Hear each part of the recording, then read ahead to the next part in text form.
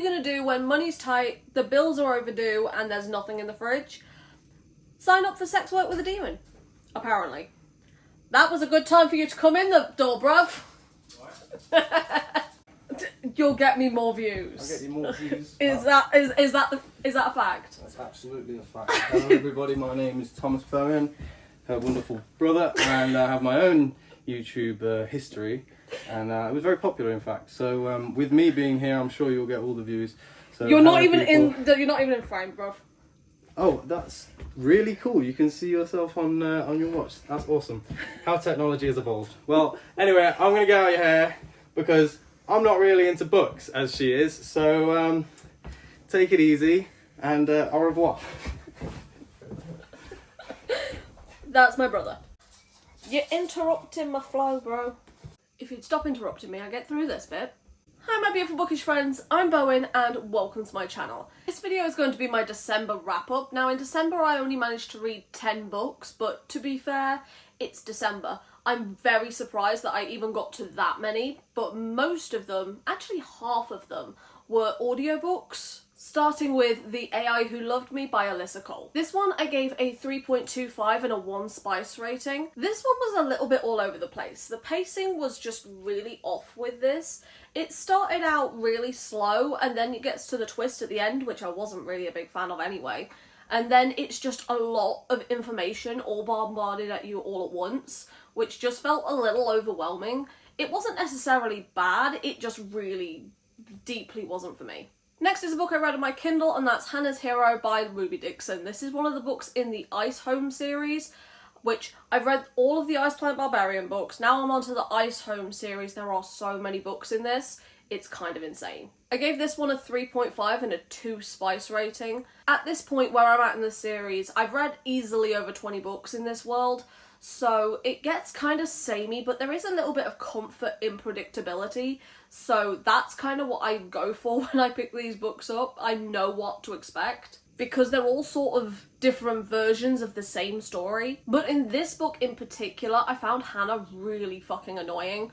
She was just being all mopey because of this big career that she was supposed to have before she got abducted, and she's really sad about it. And I get it, she's mourning the loss of her career. It's the Ice Home series. Be like Elsa, bitch. Let it the fuck go. Because at least, I'm going to butcher his name here, Jashel?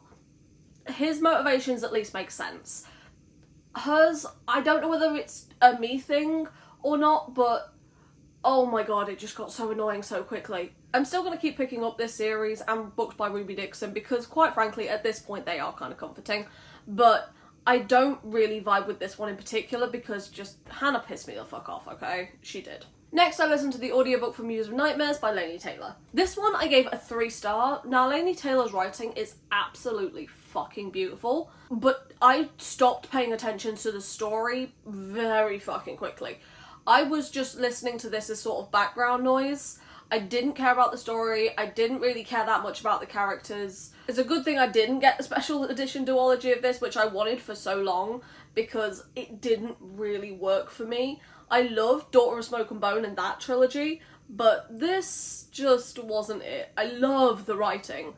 I just didn't care about the story. Next, I listened to the audiobook Green Lights by Matthew McConaughey. I gave this one a 3.75. This was really beautifully written. It's part like self-help, part memoir. Matthew McConaughey has a very distinct voice, so I definitely think listening to the audiobook for this one is the way to go. Also, I really love the Texas drawl. I just think it's like really soothing in a weird way. I just really love that. I found that a lot of this book was how to have audacity and be humble about it.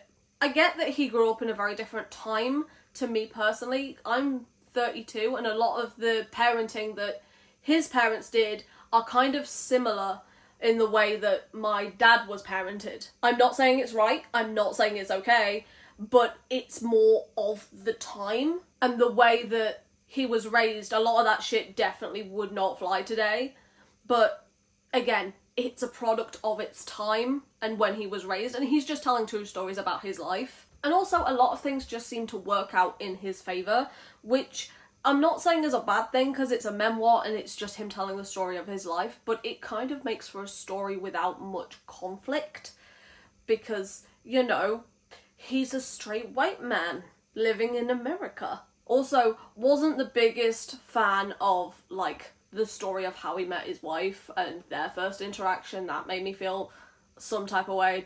Wasn't a fan of that. I mean, she married him, so good for her, I guess. I like the storytelling in this. I like the writing. There's just certain parts of this that don't speak to me personally, but it's not supposed to. Next is a really quick one that we're just going to fly through because it was a reread, and that was Choosing Theo by Victoria Avelin, because of course I reread this. This is the one I listened to on audio as well. I fucking love this book. I love her. The fact that I gave this a 4.75 the first time I read it is genuinely offensive. No, this is a 5-star. This is one of my favourite books of all time, and I think I'm probably going to reread this every single fucking December. So, there is that. And I also upped it a spice rating from the last time I read it, so now it's a 3 spice rating. Next is a book I read on my Kindle, and that's Deal with a Demon by Amy Wright. This one I gave a 3.75 and a 4 spice rating. What are you going to do when the money's tight, the bills are overdue, and the fridge is empty? On a whim, Callie signs up to an agency that provides sex work with demons, and she gets paired up with Rin, who just wants to... What is the PG way I can say this? There isn't one. There isn't one. Pay to eat the kitty. And that's it. That's all he wants. He just wants to go downtown. And that just sounds like a fucking good deal. Really. He is, like, extremely kind to her, and he is just doing all these really nice things for her, and she ends up falling for him, and she's just trying to keep it in check in her head that this is meant to be like a transactional thing, and she can't help it, she falls for him. It's very Pretty Woman, like the movie, and it was so fun. It wasn't necessarily deep or anything, but it was definitely a good time. Next is another audiobook that I listened to, and that's Radio Silence by Alice Oseman. I gave this book a 4.5 star. This is my first full-length novel by Alice Oseman. I read the Heartstopper series, but she describes what it's like to be a teenager so fucking well, it gave me flashbacks. This one focuses a lot on university and all the pressures that teenagers go through, and the way that they're sort of pushed into going to university when that's not always the right decision for everyone. You don't need to have your life figured out at the age of fucking 17. I think that that's something that's really fucking ridiculous. If you do, then that is great, and I love that for you, but it makes everyone else kind of feel like they're behind before they're even adults, which just is so fucking stupid. I'm glad that university is an option for the people that want it, but the way that it's pushed down everyone's throats is just not right, in my opinion. And I love that this book illustrates that so well. The writing in this is spectacular. I love Alice Oseman. On a side note and a bit of a tangent, I don't know many people that went to university that actually used their degree. Some of them do, but it's really not that many. And also, nobody has their life figured out. Like, none of us have our shit together. We're all just muddling through being an adult as best we can. So, I love this book so much and everything that it has to say. I love Alice Oseman's writing. It was just so good. Next, I read The Brutal Prince by Sophie Lark. I gave this one a 4-star and a 3 spice rating. This is my first mafia romance, and I actually really enjoyed this a lot more than I thought I would. This is like true enemies to lovers as well. Like, they actively try to kill each other multiple times in this, and it was so ridiculous and silly and over the top, but I kind of loved it. Ada was my favourite part of this book. She's so badass and smart. She's a bit of a brat, which kind of was annoying at times, but I loved her. There was a little bit of too many plot lines in this, but I had a really good time with this book. Next is Baby and the Late Night Howlers by Catherine Moon. This one I gave a 3.5 and a 5 spice rating. This is my first Omegaverse book, which kind of feels a lot like a shifter romance, but without the shifting. This was very, very smut heavy. So if that's not something that you're looking for, then I'd say skip this one. One of the things that did get me in this, though, is because it's a motorcycle club romance, a lot of the characters, especially the guys, had multiple different names. Like, they have their motorcycle club name, and then they have their actual given name.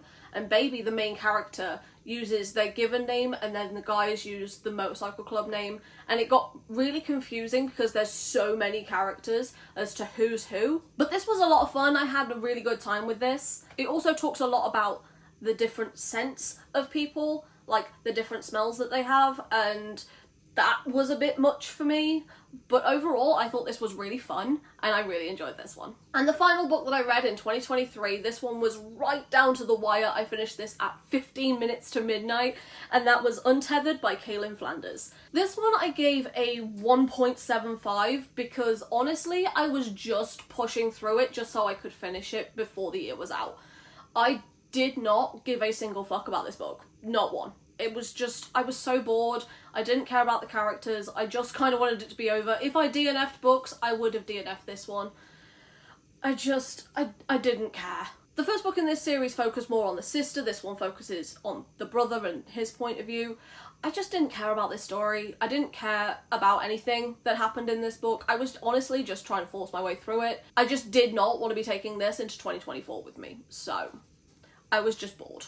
And with that, the 2023 season is over. I still have to do the best books and worst books, but for wrap-ups, we are done. So if you got this far into the video, then leave a headphone emoji for all the audiobooks that I listened to this month. But for now, thank you so much for stopping by. It has been lovely having you here, and I hope to see you in another video coming very soon. Bye.